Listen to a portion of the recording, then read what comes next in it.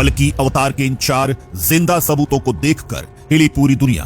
वैज्ञानिकों ने किया कलयुग के अंत को लेकर रेड अलर्ट जारी।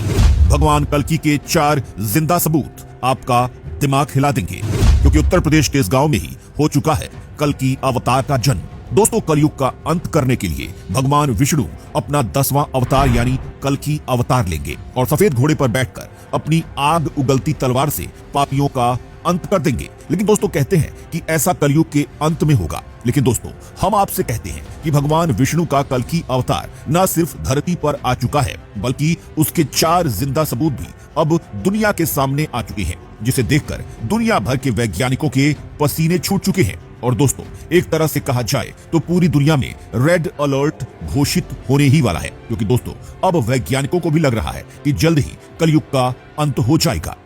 लेकिन दोस्तों, अब बात आती है कि भगवान विष्णु के कल्कि अवतार के वह कौन से 4 जिंदा सबूत हैं जिन्होंने पूरी दुनिया को हिलाकर रख दिया है। तो दोस्तों, सबसे पहला सबूत यह है कि भगवान कल्कि का अवतार हो चुका है और उनका उत्तर प्रदेश में एक मंदिर भी तैयार हो चुका है। और दोस्तों, कहा तो यहां तक जा रहा है कि कल्कि अवतार हमारे बीच में ही मौजूद है। बस फर्क इतना है कि वह सही समय आने पर हमारे सामने आएंगे।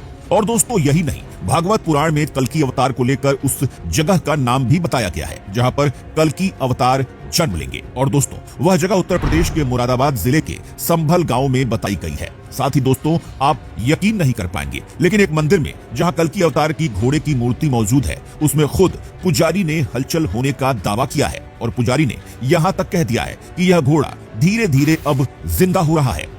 दोस्तों, आपको पता होगा कि महाभारत के युद्ध के बाद जब भगवान श्री कृष्ण इस पृथ्वी लोक को छोड़कर अपने परम धाम चले गए, तो उनका सुदर्शन चक्र धरती में समा गया था। और दोस्तों, कहा जाता है कि जब भगवान कल्कि का अवतार होगा, तब यही सुदर्शन चक्र धरती का सीना चीरकर बाहर आएगा और इसे खुद कल्कि भगवान धारण करेंगे और जिससे पापियों का विनाश करेंगे। यही नहीं दोस्तों, भगवत पुराण में यह भी बताया गया है कि कल्कि अवतार कर्ण के अमोघ कवच और कुंडल भी धारण करेंगे, जिसके बाद उनकी शक्ति बहुत ज्यादा बढ़ जाएगी। और दोस्तों, यही नहीं, साथ में यह भी बताया गया है कि उड़ीसा के कोणार्क मंदिर में आज भी समुद्र और अग्नि कर्ण के कवच और कुंडल की रक्षा कर रही है। और दोस्तों, कल्कि अवतार के जिंदा सबूतों को लेकर लोगों के बीच में काफी ज्यादा चर्चा हो रही है। और दोस्तों, सबसे ज्यादा चर्चा का कारण तो यही है कि ज्यादातर लोग मानते हैं कि भगवान कल्कि का अवतार कलयुग के अंत में होगा और उनके अनुसार अभी कलयुग की शुरुआत ही हुई है और ऐसे में कलयुग के लाखों साल बचे हुए हैं।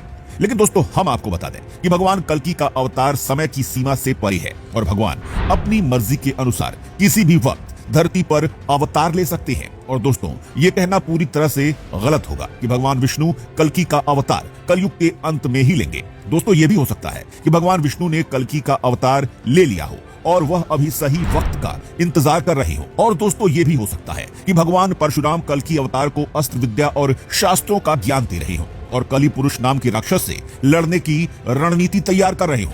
जी हाँ दोस्तों, क्योंकि भगवत पुराण में यह बताया गया है कि जैसे भगवान राम के गुरु वशिष्ठ थे, वैसे ही भगवान विष्णु के 10वें अवतार कल्कि के गुरु भगवान परशुराम होंगे, जो 7 चिरंजीवियों में से एक हैं।